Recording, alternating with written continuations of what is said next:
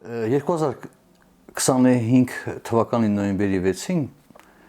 կառավարության նիստի օրակարգում չզեկուցող հարցերի շրջանակում ընդգրկված էր անհայտ կորածի մասին, կարճ ասեմ, օրենքի նախագծի հաստատումը։ Դա ռազմական գործողությունների եւ մարտական գործողությունների հետևանքով անհայտ կորած անձանց մասին օրենքի նախագիծներ։ Ճիշտ ասած զարմանալի էր, որ նման օրենքի նախագիծը նախ ընդգրկվել էր չզեկուցվող հարցերի շրջանակում եւ կարծես թե լռությամբ ընդունվեց։ Զարմանալի եւ նաեւ տարօրինակ էր, որովհետեւ անհայտ կորածների խնդիրներին մենք առնչվեցինք նաեւ 44-օրյա պատերազմի ժամանակահատվածում, բայց հաշվի առնելով այդ օրենքի ձևավորման պատմությունը,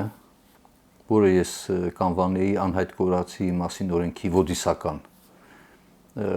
անհրաժեշտ համարեցի, որ այս ձևաչափով ներկայացնեմ հանրությունը պատկերացում ունենա, թե ինչպես է սկսվեց այդ ամենը։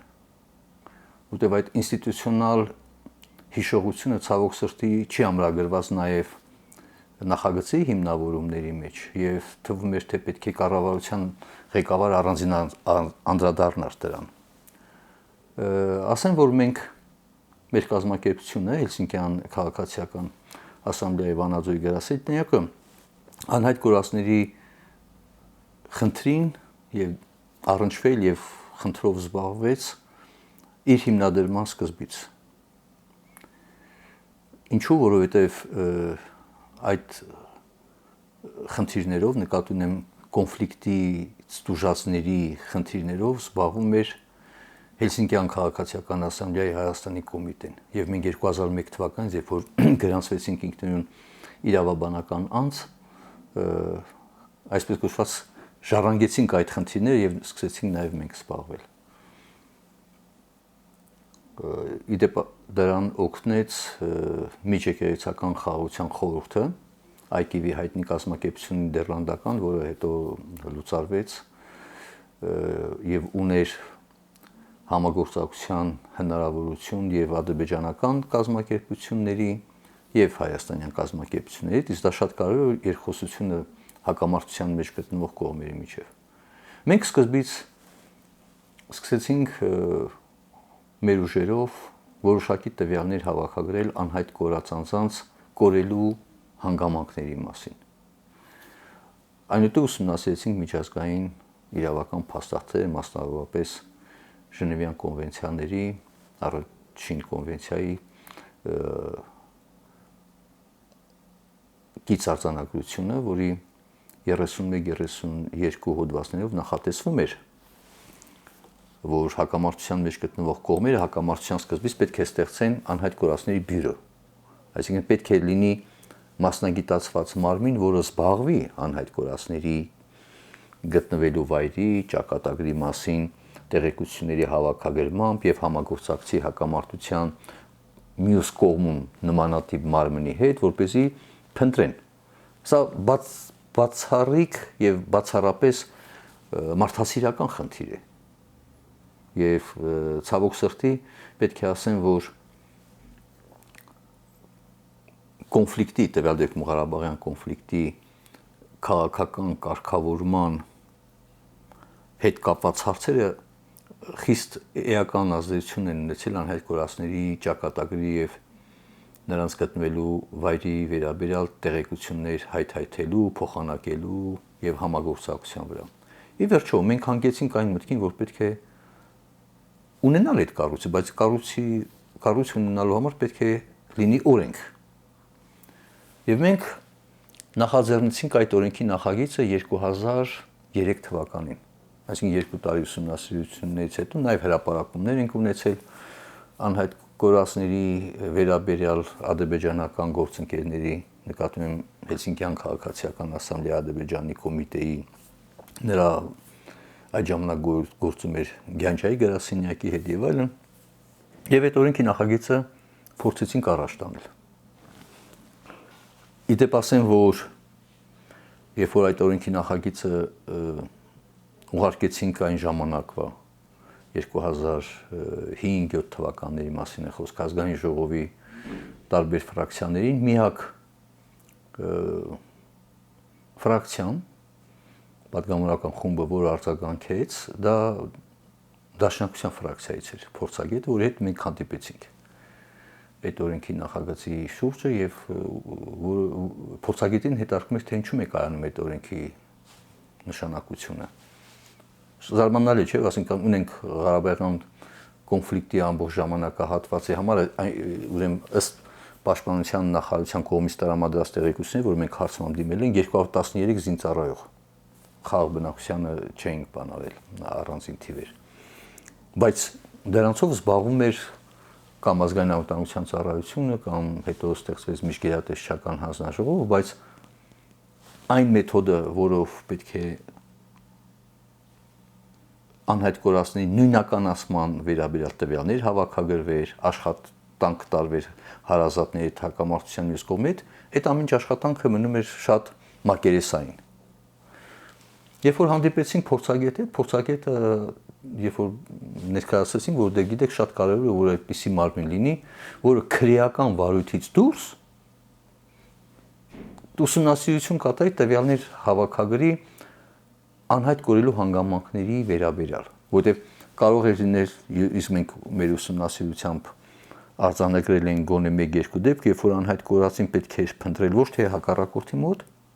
այլ մեր մոտ, որովհետև ռազմական գործողությունների դաշտից անձին տեղափոխում են դեպի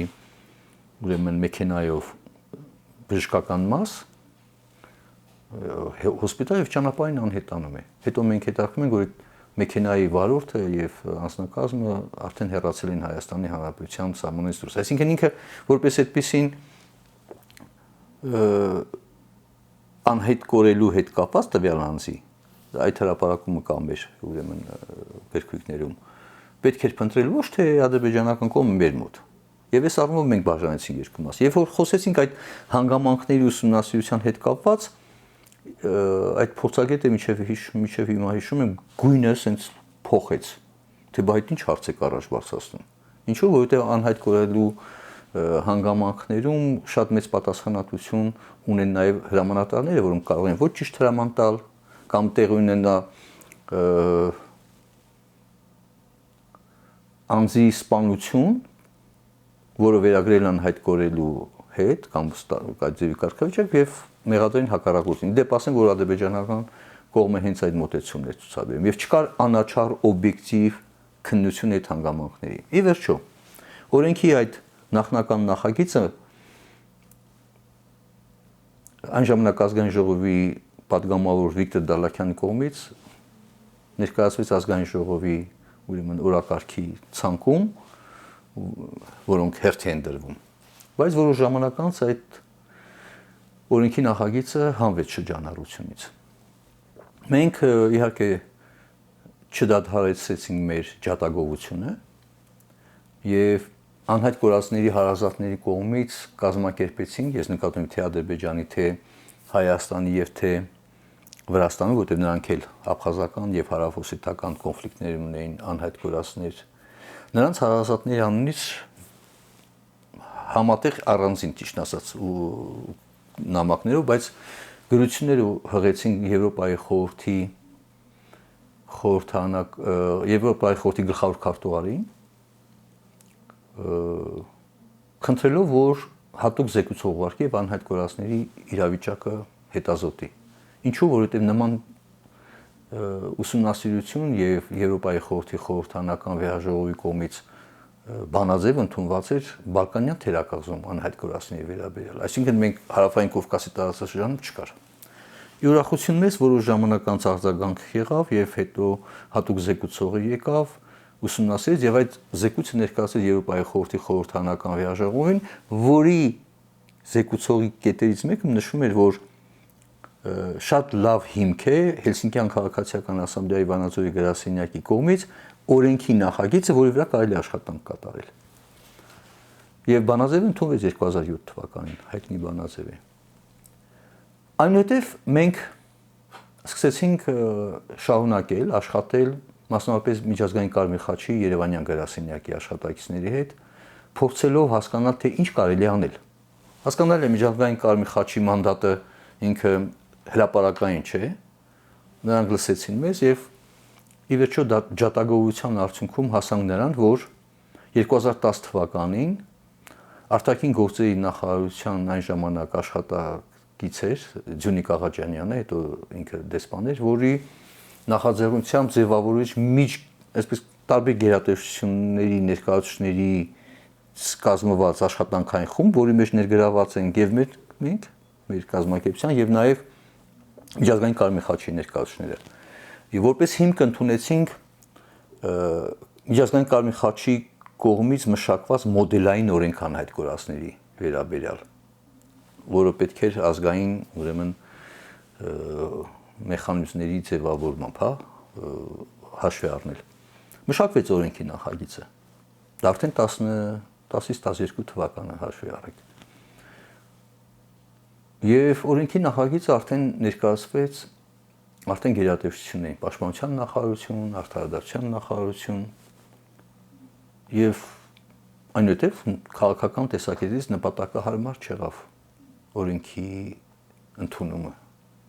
Ավելին նույնիսկ ես հիշում եմ մեր հրապարակումներից մեկում եւ մենք անդրադարձել էինք դրան, որ երբ որ դիմում ենք Պաշտպանության նախարարության, ասում ենք օրենքի նախագիծը ձեր մոտ է, ասում չէ մեր մոտ չէ, դիմում ենք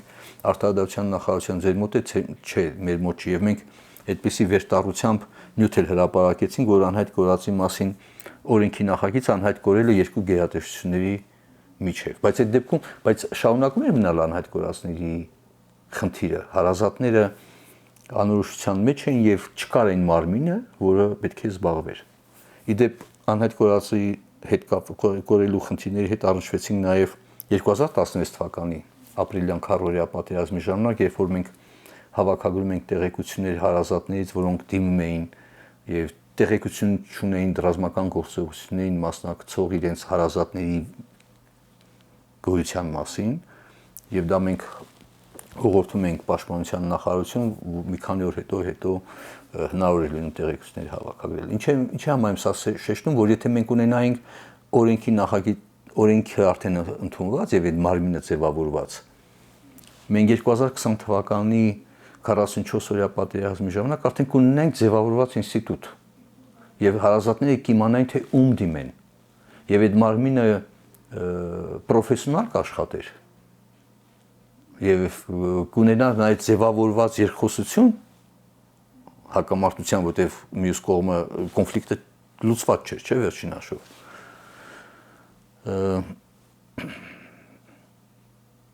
Այն ժամանակ էլ մենք այդ օրենքի նախագծի ընդունման կամ օրենքի ընդունման անհրաժեշտության մասին հրապարակավ հանդես եկանք։ Իդեպ ասեմ, որ մենք առաջ անգամ Հարավային Կովկասում միաժամանակ նշեցինք տարբեր պետություններում օգոստոսի 30-ը անհայտ կորածների միջազգային օրն էր, նաև այդ ակցիան։ Մենք շարունակում ենք իհարկե առանձին ուսումնասիրություններ, օրինակ Կապանում կար գունդ, որի գնդի անդամները մոտ 23 կարծեմ հոգի անհայտ կորել էին, հանդիպումներ Լեռնային Ղարաբաղի իշխանությունների հետ, Հայաստանի ուրեմն տարբեր կառույցների հետ, ի վերջո, բայց օրենքի նախագիծը առաջ չէր գնում։ 2018 թվականի Թավշյա հեղափոխությունից հետո, երբ որ նոր կառավարություն ձևավորվեց, այն գոյությունից ող միջգերատեսչական հանձնաժողովը նորից ձևավորվեց, որի նախագահ Պաշտպանության նախարար Դավիթ Տոնոյանն էր, եւ մենք դիմեցինք եւ ես ընդգրկվեցի այդ միջգերատեսչական հանձնաժողովի կազմում եւ այն ժամանակ առաջի հարցերից մեկը, որ հանդիպման ժամանակ կար, դա անհայտ կորածի մասին օրենքի ընդունման անհրաժեշտությունն էր։ Եվ էլի տրվեց հանձնարարական Արդարադատության նախարարությանը, որպեսզի այդ օրենքի նախագիծը գտնեն։ Ի վերջո 19 թվականից հետո տեսանք, որ դա էլ ձգձգվեց եւ 20 թվականի այդ ողբերգական այդ 44-օրյա պատերազմի հետևանքով անհայտ կորածներ արդեն մոտ 213 հոգու մասին է խոսքը։ Սկզբից թիվը մեծ էր, այնուհետև նվազեց, որովհետև հայտնաբերվում էին աճյունները, մասունքները, իհարկե այդ process-ը դեռ շարունակվում է։ Այդ ընթացքում իդեպ ասեմ, որ միջազգային Կարմիր խաչը օգնեց նաև որպեսզի կոչվում է Մոնտրեի մեթոդ, հա, տվյալների նույնականացման հավաքագրվի ամենանհայտ կորածի վերաբերյալ։ Որպեսզի տվյալների բազա լինի, երբ որ հայտնաբերվի աճում կամ մասունք, ապա նույնականացման միջոցով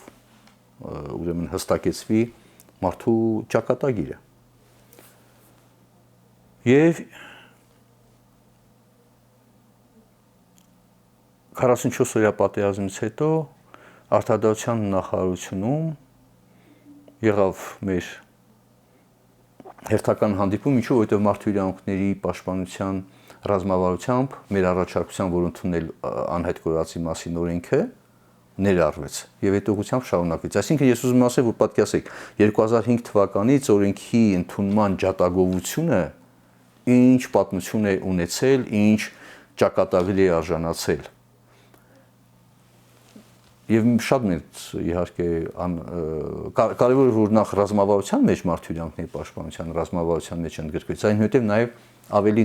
կոնկրետ ընթացք ստացավ։ Հանդիպումներ ունեցանք իհարկե արտադրության փոխնախարարի հետ, այնուհետև որին մասնակցում են նաև միջազգային Կարմիր խաչի ներկայացուցիչները, եւ 1 տարի հետո ի վերջո այս օրենքի նախագիծը հաստատվեց։ Կարևոր եմ ասում, իհարկե կարևորում եմ այս օրենքի նախագծի աշխատանքներում մասնակցայնությունը։ Մենք էլ ենք մասնակցել, ծանոթներն էլ են ունեցել մասնակցություն եւ բավական շատ մեծ ծավալով մեր առաջարկությունները ընդունվել են, այդ թվում նաեւ անհայտ կորածի սահմանումը, որտեղ շատ կարեւոր է։ Եվ օրենքով նախատեսվում է նաեւ եւ հոգեբանական աջակցություն, եւ ֆինանսական աջակցություն, սոցիալական աջակցություն անհայտ կորածների հարազատներին, նրանց ընտանիքի անդամներին, սա շատ կարևոր է։ Դուք գիտեք, հիմա կառավարությունը բարբերաբար երկարացնում է անհայտ կորածների հարազատներին տրամադրող ֆինանսական օգնությունը, բայց դա կարող է կառավարությունը փոխի եւ մոտեցումը փոխվի։ Բայց հիմա արդեն օրենքի ուժով կլի, ոչ թե կառավարության որոշումներով։ Սա էր ամեն ինչը, որ ես ուզում եի պատմեմ, որ սա այն օրենքը չէ, որը կարելի է չզեկուցվող հարցերի շրջանակում ընդունել, ավելի ընդհակառակը պետք է ոչ միայն զեկուցվեր, այլ նաև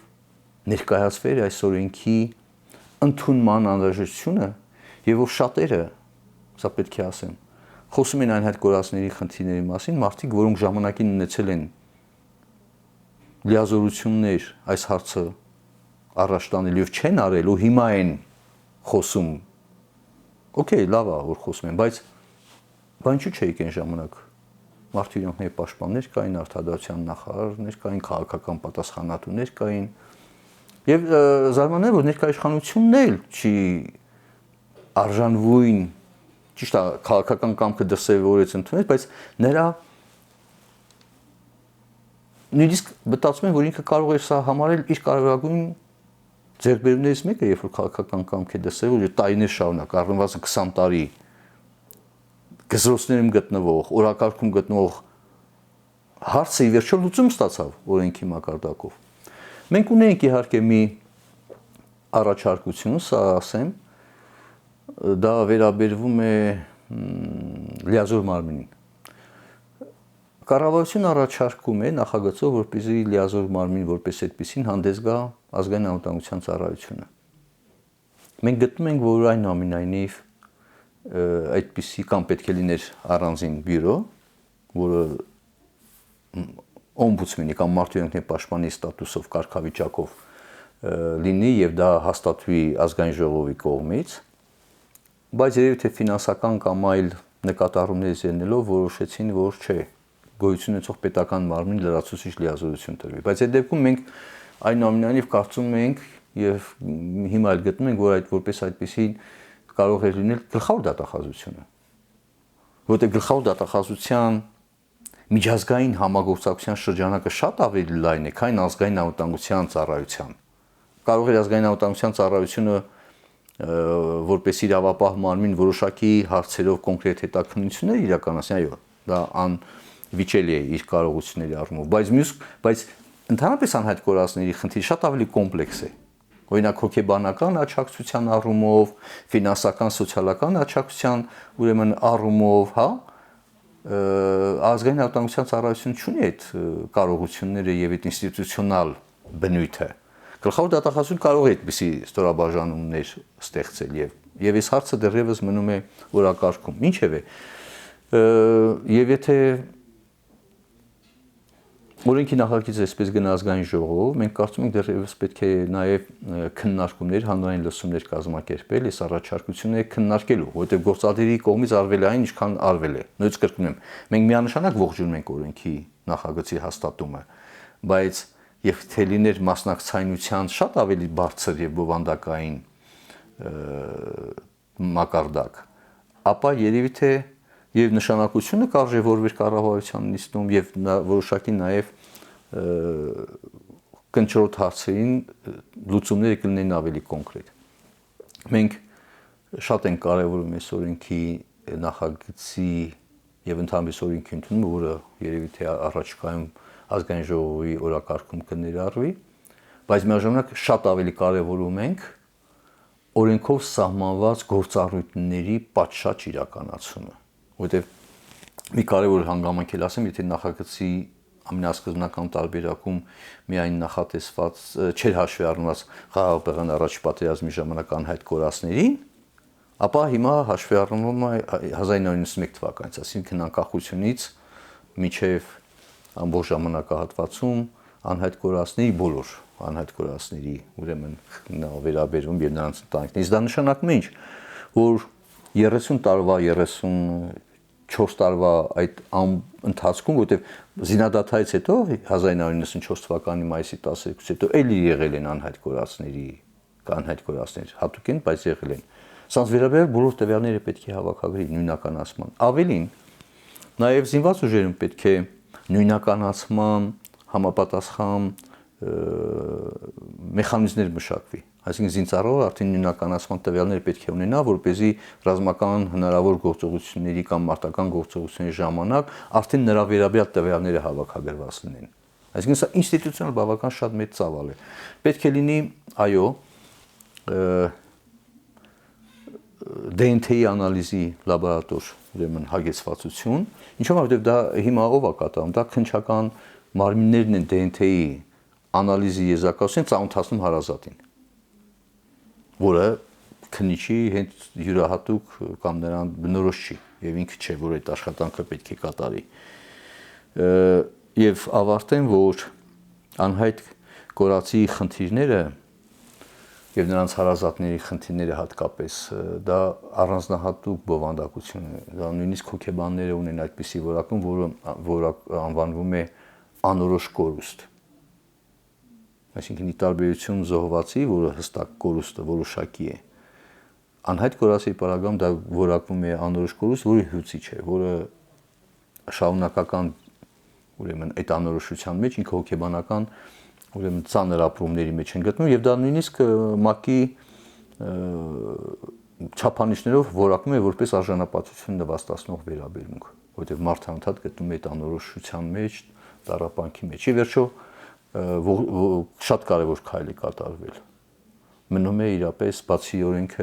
օրենքի ընդունումից, որը չմնա թղթի վրա, այլ նաև դրա իրագործման համար պատշաճ ջանքեր, ռեսուրսներ, կադրային կարողություններ, մեթոդիկաներ եւ այլն մշակվեն, որպեսզի մենք կարողանանք ունենանք իրապես մասնագիտացված մարմին, որը կարողանա եւ ազգային մակարդակում, եւ միջազգային մակարդակում ջանքեր գործադրի անհայտ կորածների ճակատագրի եւ գտնվելու վայրի վերաբերյալ տեղեկություններ ձեռք բերելու եւ ապահովելու անհայտ կորածների հարազատների իրավունքը, որը կայանում է, որ նրանք իրավունք ունեն տեղեկություններ ստանալու իրենց անհայտ կորած հարազատի ճակատագրի եւ գտնվելու վայրի մասին եւ նաեւ եթե մասունքներ ուրեմն մահացած է կամ զոհված է, ապա արժանապատիվ հուղարկավորման ի վերջո իրավունք ունեն։ Սա է ամեն ինչը, որ ես ուզում եի փոխանցեմ, որ կազմակերպության 20 տարվա ջատագովությունը ի վերջո տվեց իր արդյունքը։ Սա է կարևոր ուրեմն արձանագրումներից մեկը նաև։